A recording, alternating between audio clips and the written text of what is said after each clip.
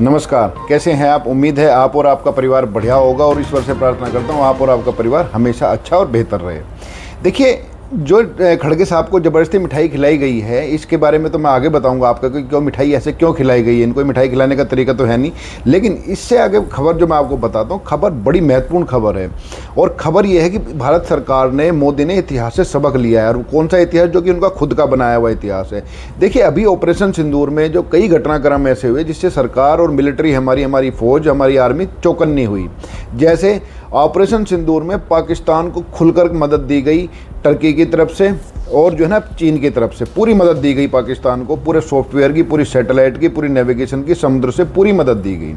और इसको लेकर के ये एक चीज़ और उसमें हुई थी, वो ये हुई थी कि पाकिस्तान को चाइना ने न्यूक्लियर मिसाइल भी रेडी करने के लिए कहा था। उसके साइंटिस्ट, उसके इंजीनियर इनकी जो न्यूक्लियर साइट है वहाँ पर पहुँच गए थे। जो क्याना हिल्स है, जहाँ पर हमारी ब्रह्मोस ने तबाही मचाई थी, जिसके बाद ट्रंप दावा करते थे, वो सारा खेल उसी से जुड़ा हुआ है। वो क्योंकि न्यूक्लियर तक पहुंच गई थी भारतीय फौज, तो इसी वजह से अमेरिका ने दखल दिया था। लेकिन भारत सरकार ने वो सारी गलतियां मतलब दुरुस्त कर ली हैं।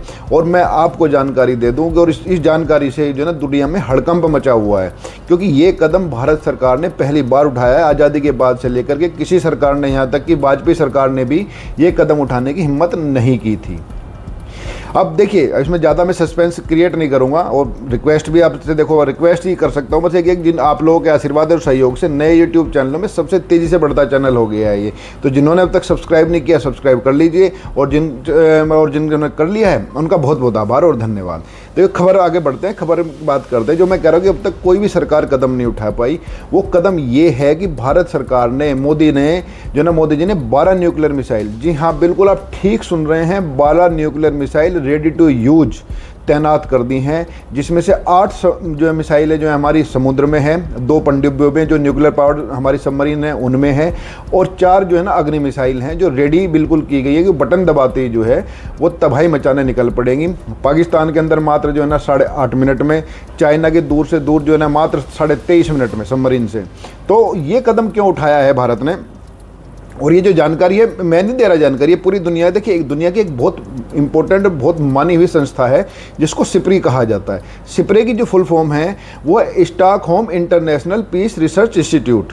उसने ये जानकारी दी है कि भाई भारत ने अपनी 12 न्यूक्लियर मिसाइलें पहली बार, इससे पहले क्या होता था कि जो न्यूक्लियर बम है, भारत के पास न्यूक्लियर बम है, सब जानते हैं, पूरी दुनिया जानती है। भारत के पास है लगभग 190 न्यूक्लियर बम। जो अंतर्राष्ट्रीय एजेंसी हैं जैसे सिप्री है जो जानकारी देती है, भारत के पास 190 न्यूक्लियर बम हैं, पाकिस्तान के पास 170 हैं, और चीन के पास हैं 620। लेकिन सबसे तेज़ी से जो परमाणु बम बढ़ा रहा है अपने उसमें, जिसको कहते हैं ना अपने भंडार में, अपने जो है ना शस्त्र भंडार में, वो है चीन।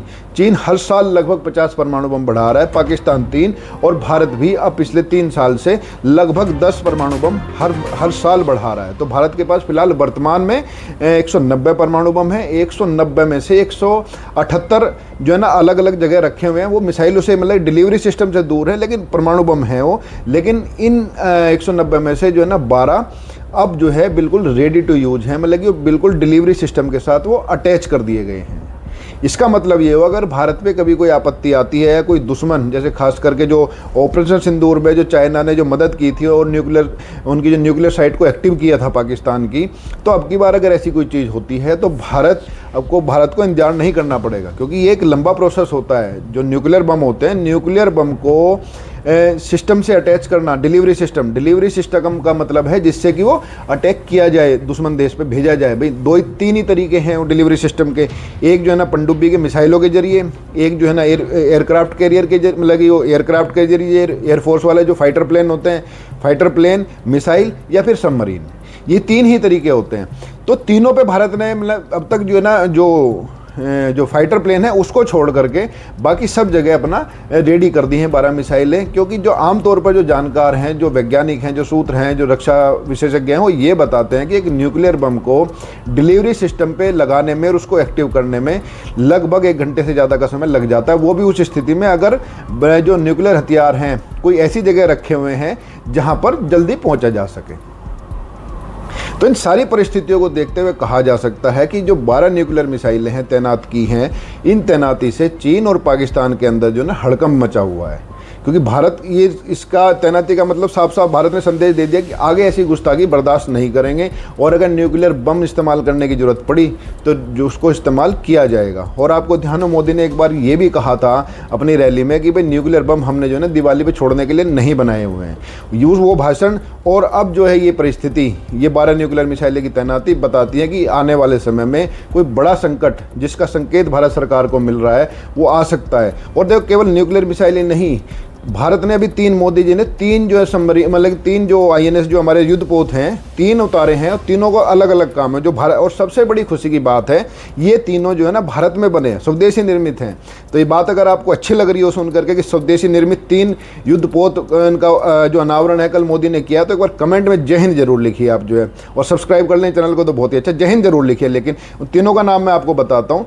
3 जो युद्धपोत हैं, एक का नाम है आईएनएस एग्री, ये है एंटी सबमरीन। इसका काम ये है कि जो सबमरीन घूम रही है भारतीय जो क्षेत्र में जो है ना, भारतीय समुद्री क्षेत्र में, उनमें जो है ना चाइना और पाकिस्तान की सबमरीन से और यहाँ तक कि अमेरिका की सबमरीन से भी उनको भारत की जो सीमाओं की सुरक्षा करना, क्योंकि एंटी सबमरीन है ये, सबमरीन पे हमले करने के लिए ही बना है जो आईएनएस एग्री है।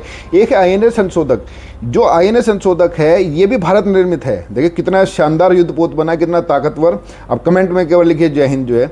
इसमें आईएनएस जो संशोधक है इसके पास जो समुद्र में चलने वाले ड्रोन समझ सकते हैं आप, उनको अनमैन्ड व्हीकल हैं वे, जो समुद्र में पनडुब्बी की तरह चलते हैं, तो इसमें वो भी हैं। और ये वो दोनों काम करते हैं, बचाव का काम भी करते हैं, हमले का काम भी करते हैं। तो आईएनएस संशोधक सर्वे के काम भी आएगा, जासूसी करने के काम भी आएगा, मदद कोई दुर्घटना होती है उसके काम भी आएगा। और जो तीसरा है ऐसी दोनागिरी, इसके अंदर ये सबसे घातक है, इसके अंदर ब्रह्मोस तैनात की गई हैं।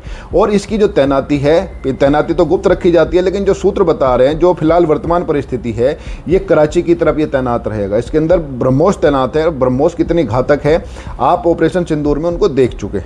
तो ये सारी चीज़ें आपको ये बताती हैं, सारी तैयारियां। ये मोदी का जो बात है, मोदी ने खुद कहा है कि भाई जो बड़ी शक्ति नहीं बन सकता, समुद्र से विकास जुड़ा है। जब भारत अब खुद अपनी ताकत तब दिखाएगा जब सारे हथियार हम अपने आप बनाने लगेंगे।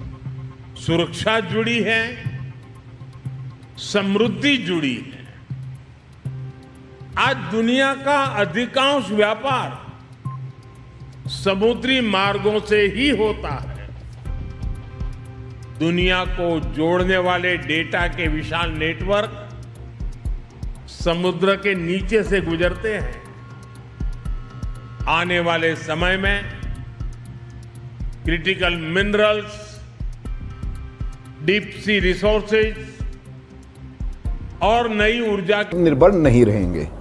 और मोदी की बात से आप कितना सहमत है भी कमेंट कीजिए कि जब सारे हथियार हम बन जाएंगे तो हमारी ताकत बढ़ेगी या नहीं बढ़ेगी। इसके अलावा जो मैंने आपको स्टार्टिंग में वीडियो दिखाई थी, आप वीडियो को दोबारा देखिए। भाई खड़गे के मुंह में जो है ये मिठाई ठूसी जा रही है, खिलाई नहीं जा रही है। खुशी वाली मिठाई नहीं है, ये वो वाली मिठाई होती है जब आपके दोस्त टॉप कर जाते हैं तो मजबूरी में आपको उनको मिठाई तो खिलानी पड़ती है, लेकिन आपके मन में इच्छा रहती है कि काश हम भी टॉप कर जाते। तो खड़गे को जो है ना 13वीं बार जो है वो दोबारा जो है सत्ता का सुख प्राप्त हो रहा है। सत्ता का सुख का मतलब है ये राज्यसभा भेजे गए हैं, इस उम्र में भी जो है 80 साल से ज़्यादा की उम्र में राज्यसभा भेजे गए हैं।